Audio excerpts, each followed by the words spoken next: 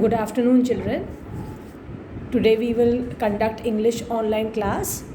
Welcome. I hope all of you have downloaded the NCERT textbook. We will read the chapter 3 questions. It is a very interesting chapter with a very good moral at the end. Now, children, you must have seen in your lives also that whenever we have any questions in our mind, we want somebody to answer them. It can be our parents, it can be our grandmother, grandfather, brother, sister, even friends. Here also in this lesson, we are going to read about a king who had 3 questions in his mind. He wanted somebody to answer those questions. He was very confused. What are the answers to those questions? So let us go through the chapter and see, is he getting those answers in the end? Who will answer those questions? What are going to be those answers? We will solve our doubts through this chapter. Now, once I will read the chapter so that the chapter is familiar to you, then again I will keep explaining the chapter and we will keep discussing the word meanings simultaneously. So now let us start the reading.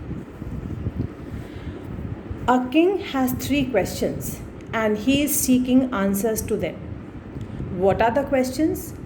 Does the king get what he wants? 3 questions.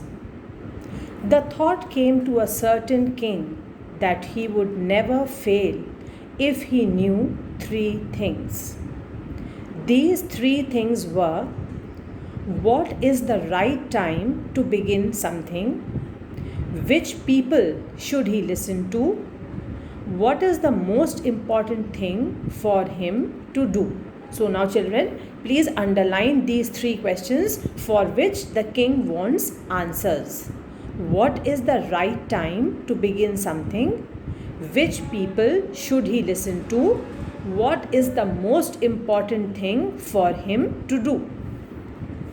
The king therefore sent messengers throughout his kingdom, promising a large sum of money to anyone who would answer these 3 questions.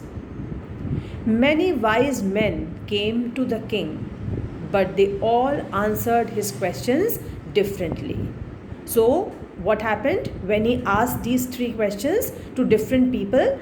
Wise men from here and there came because they wanted to satisfy the king. They wanted to answer those questions and make the king happy. But they all answered his questions differently.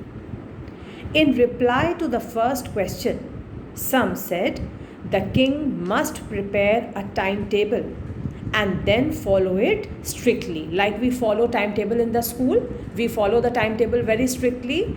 We start from the first period and from the first period onwards we have our timetable. Similarly, some said that the king must prepare a timetable and then follow the timetable very strictly. Only in this way, they said, could he do everything at its proper time.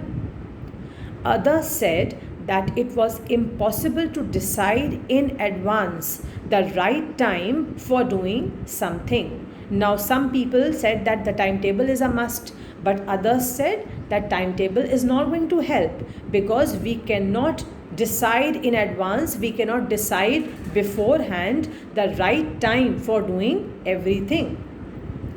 The king should notice all that was going on, avoid foolish pleasures, and always do whatever seemed necessary at that time. So the second group of people advised that the best thing the king should do is that he should avoid foolish pleasures. He should not spend his life all the time in pleasure making, and he should notice what is going on in his kingdom so that he should know what people are doing everywhere around his kingdom, and always do whatever seemed necessary at that time. Yet others said that the king needed a council of wise men. Underline the word council, and the word council means a group of people who are chosen to give advice or to make rules. A group of people chosen to give advice or to make rules. So, some said that the king needed a council of wise men who would help him act at the proper time. This was because one man would find it impossible to decide correctly without help from others the right time for every action. So what was the advice? Some people said that the council of wise men is a must, because these wise men are going to help the king to decide the right time for every action. The king will not be able to decide everything on his own. He is alone. So he needs wise men, council of wise men, to decide the matters, along with the king, decide the right time for every action. But then others said that there were some things which could be urgent. These things could not wait for the decision of the council. Now, while some people said that the council of wise men was very necessary so that the king could be helped in deciding the matters, some people were of the opinion that some matters are very urgent. They have to be decided quickly. They must not take a long time. So for this, every time we can't wait for the council of wise men to decide the matter, because it will take a long time. In order to decide the right time for doing something, it is necessary to look into the future, and only magicians could do that. So this group of wise men, who was of a different opinion, they believed that in order to decide the right time for doing something, it is very necessary that a person should look into the future. What is going to happen in the future, he should know that. And how can a person know? He cannot know on his own, because nobody can see the future. For this, only magicians can help. So he wanted the magicians to do the needful. What needful? They will look into the future and help the king in deciding the matters. The king, therefore, would have to go to magicians. In their answers to the second question, some said that the people most necessary to the king were his counselors. Underline the word counselors, children. The meaning is members of the council. Members of the council. What did the word council mean? Council means a group of people who are chosen to advise or to make rules. And counselors are the members of that council. I am reading this part again. In their answers to the second question, some said that the people most necessary to the king were his counselors. Others said the priests. A few others chose the doctors. And yet others said that his soldiers were the most necessary. So now you must be seeing that different people had different opinions to the answer to the second question. Some said that the people most necessary to the king were the counselors. Others said the priests were most necessary, while some others said that the doctors were very important. And yet others said that his soldiers were the most necessary.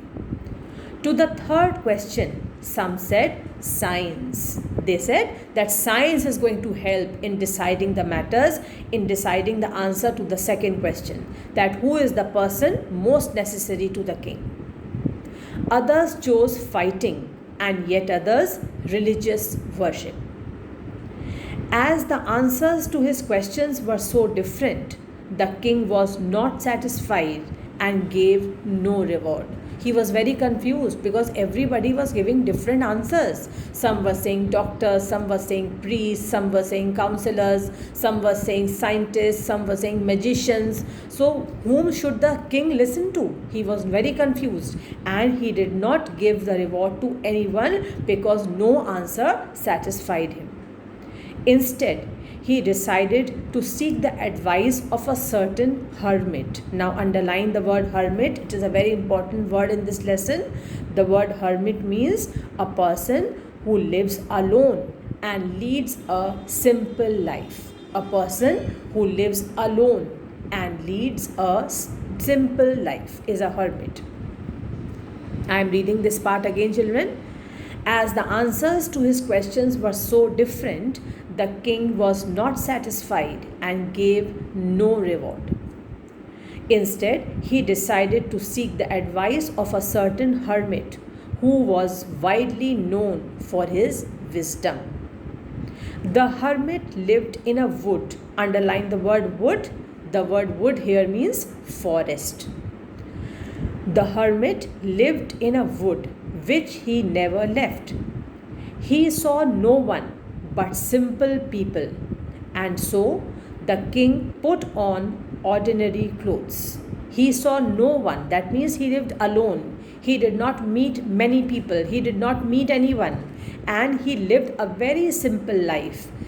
That is why the king wore ordinary clothes, the clothes of an ordinary man, and he did not go to meet the hermit like a king. Rather, he went to the hermit like an ordinary human being.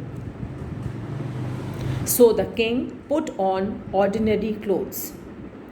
Before he reached the hermit's hut, the king left his horse with his bodyguard and went on alone. So we are seeing that not only did the hermit wear ordinary clothes, he also did not go with his horse and with his bodyguard. He went all alone to get the answers to his 3 questions from this wise hermit.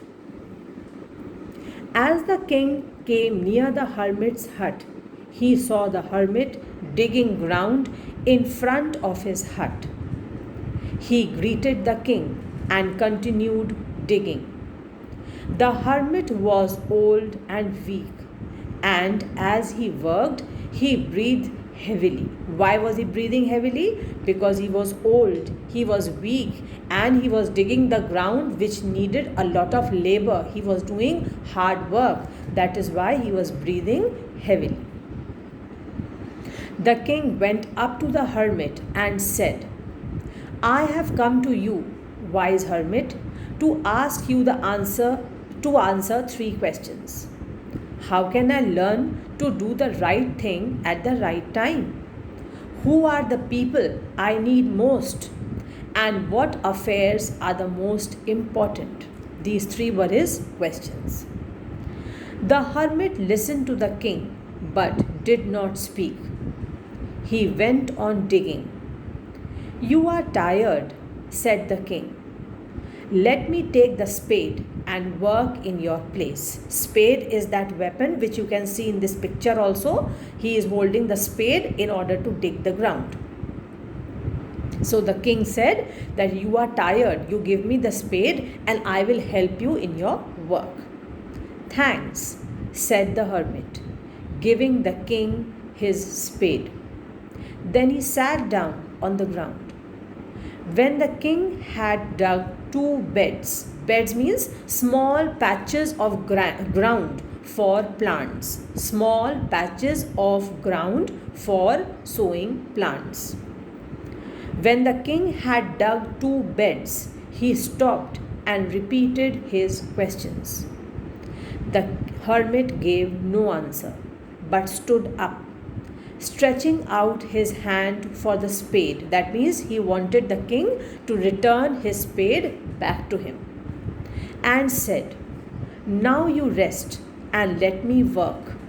But the king did not give him the spade and continued to dig. 1 hour passed, then another. The sun went down behind the trees. And at last the king stuck the spade into the ground and said, "I came to you, wise man, for an answer to my questions.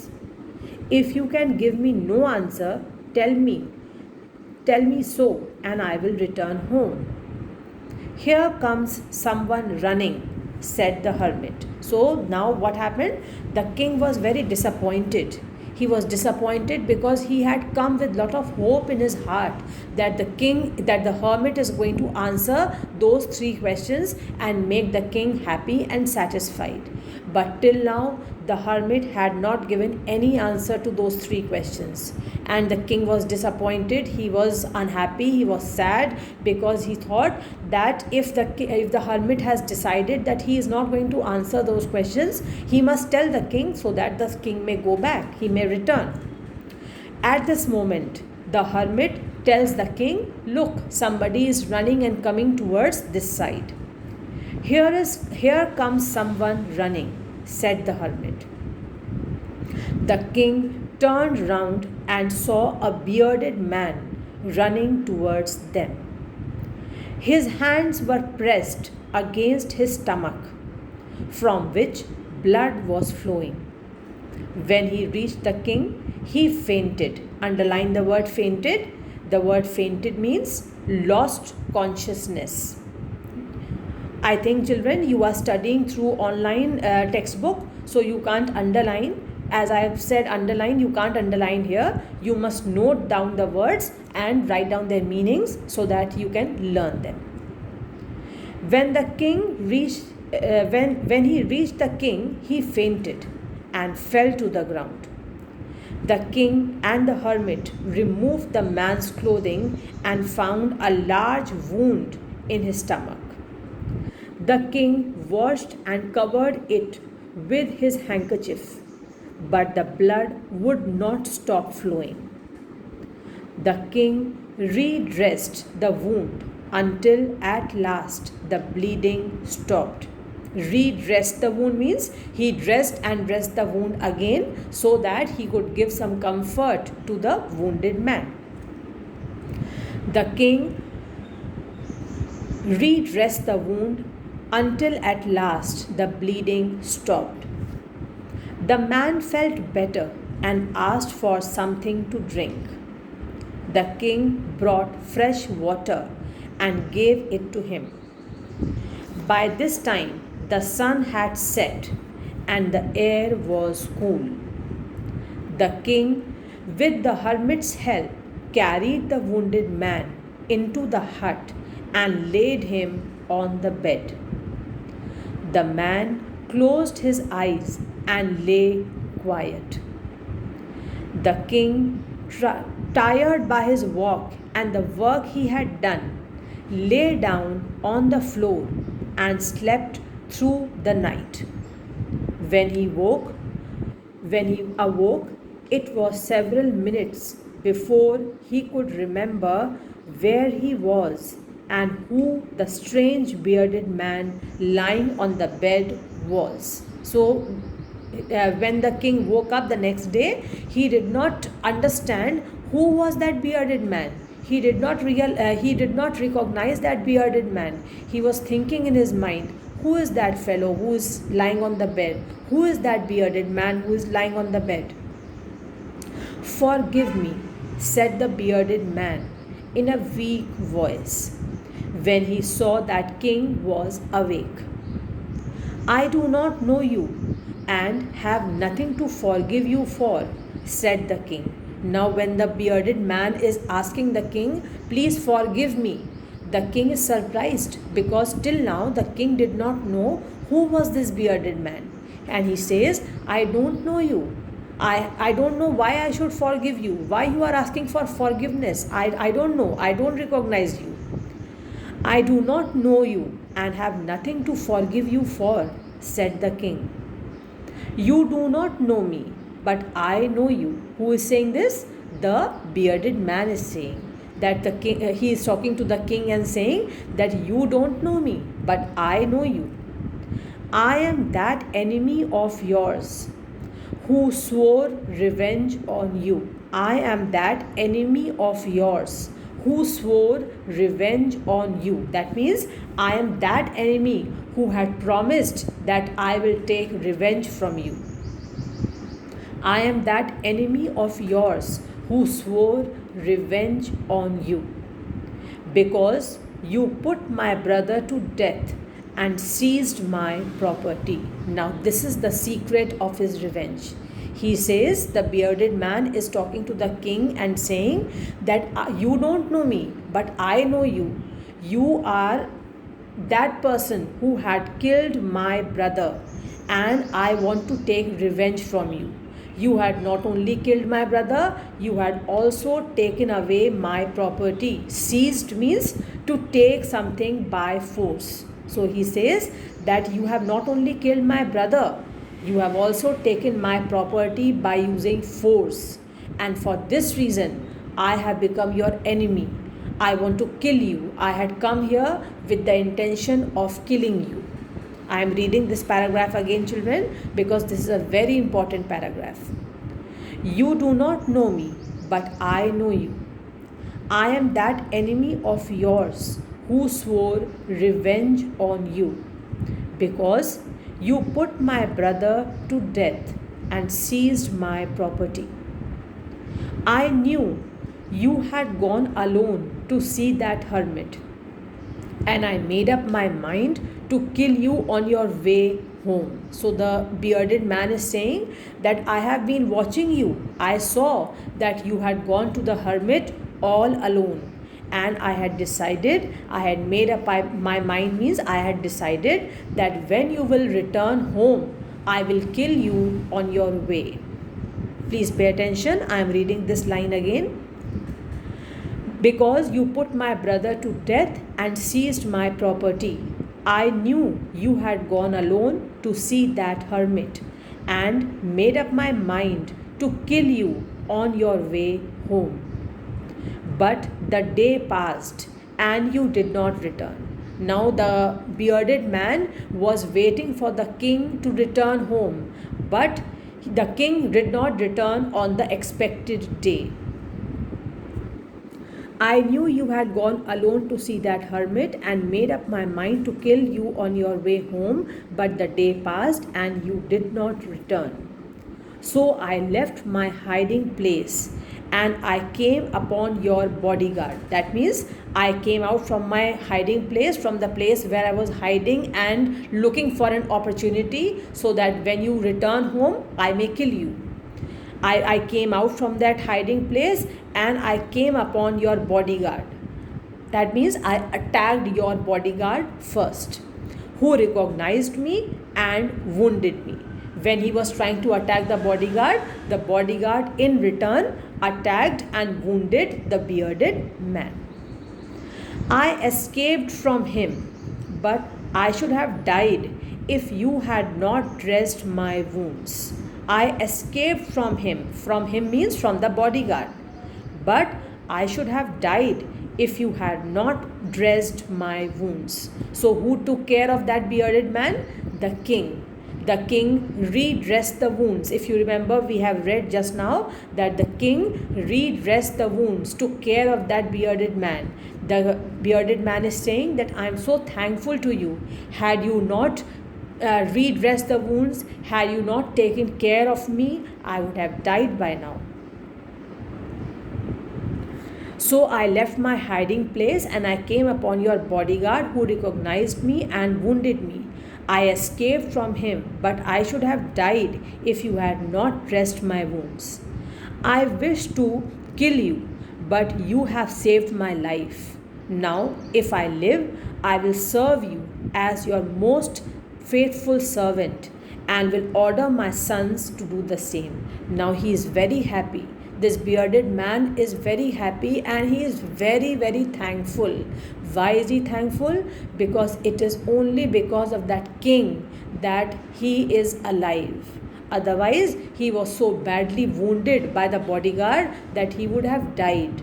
The king looked after him. The king dressed and redressed his wounds, and because of that care which was given to him, he is still alive. So the bearded man is saying that only because of you I am alive. Now, till I live, I will serve you as the most faithful servant, and also I will order my sons to serve you like me. Forgive me. Now he is begging for forgiveness. The king was very happy to have made peace with his enemy so easily. To have made peace, that means now both were no more enemies. Now he had won over the heart of his enemy. The king had won over the heart of his enemy. The enemy was now his faithful servant. Why? Because of the love and care which was given by the king to this wounded man. The king was very happy to have made peace with his enemy so easily, and to have won him over as a friend. So now, not only they had made peace with each other, but now the enemy had turned into the friend of that king. He not only forgave him, but said he would send his servants and his own doctor to look after him. And he promised to give back the property to that man. So, many good things happened. Firstly, the enemy was now the king's friend. The enmity was over. And the king not only sent doctors to take care of this bearded man, he not only sent servants to take care of this bearded man, but also he promised that I will return all your property back to you. Leaving the wounded man, the king went out of the hut and looked round for the hermit. Now again, the king, when he was free, he had talked to the bearded man. Now he was free from all his affairs. He went to the hermit again. Now you must be remembering, children, why he is going to the hermit again, because the hermit had not yet answered those 3 questions for the king. Leaving the wounded man, the king went out of the hut and looked round for the hermit. Before going away, he wished once more to get answers to his questions. The hermit was on his knees, sowing seeds in the beds that had been dug the day before. The king went up to the hermit and said, "For the last time, I beg you to answer my questions, wise man." Now the king is literally begging once again.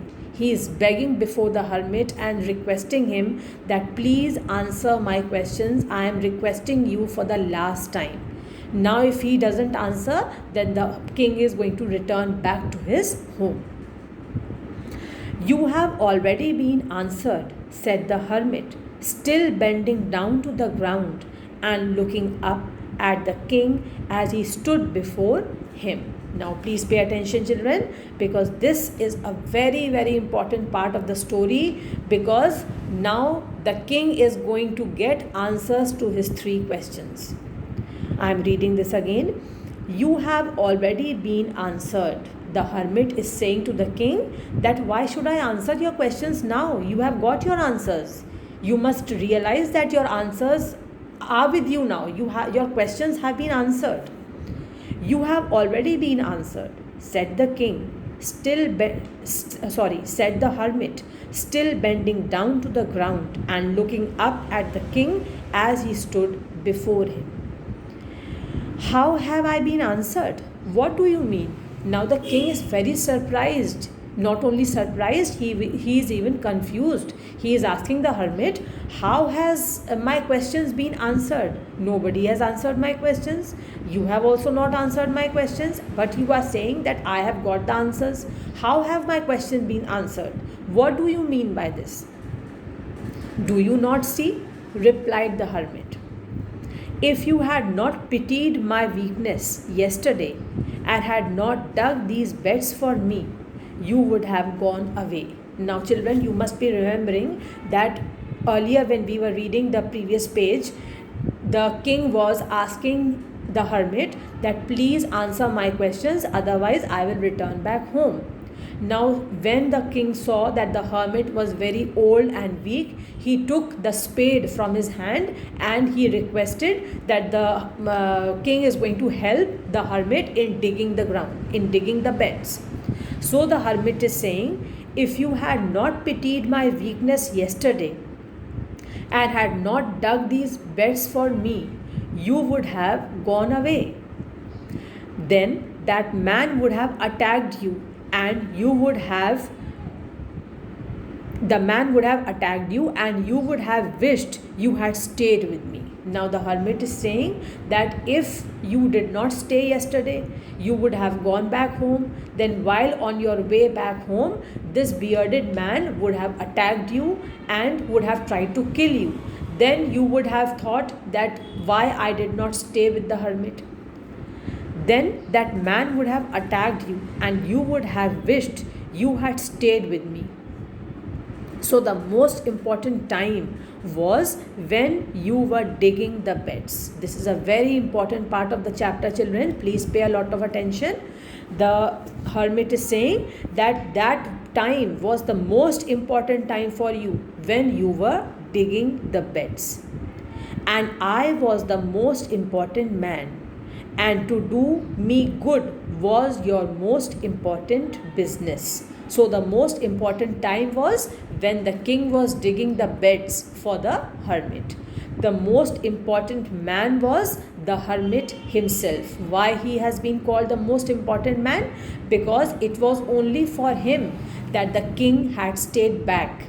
The king was digging the beds so that the hermit, the old hermit, the weak hermit could be helped. So the most important man at that time was the hermit himself. And to do me good was your most important business. Your most important work or business at that time was to do good to me, to help me, to serve me. Afterwards, when the man ran to us, the most important time was when you were caring for him. Now, second time he is giving an example that secondly, when this bearded man came running towards the king and the hermit, the most important time for the king was when he started taking care of the wounded bearded man. Because if you had not dressed his wounds, and he would have died without having made peace with you. Why he is saying that it was the most important time? Because if at that time the king had not dressed and redressed the wounds of that bearded man, the wounded man, he would have died. And if he would have died, he would have died in the form of an enemy, the enemy of the king. And both the king and the bearded man could not have become friends, could not have made peace with each other. I am reading this part again, children. Please pay attention. Afterwards, when the man ran to us, the most important time was when you were caring for him. Because if you had not dressed his wounds, he would have died without having made peace with you. So he was the most important man, and what you did for him was your most important business. So the most important time was when that bearded man came to him and the king decided to redress his wounds and look after him. The most important man was the wounded man, the bearded man himself, and the most important business was the help which was rendered, which was given by the king to this bearded man. Remember then, now the moral of the story, please pay attention.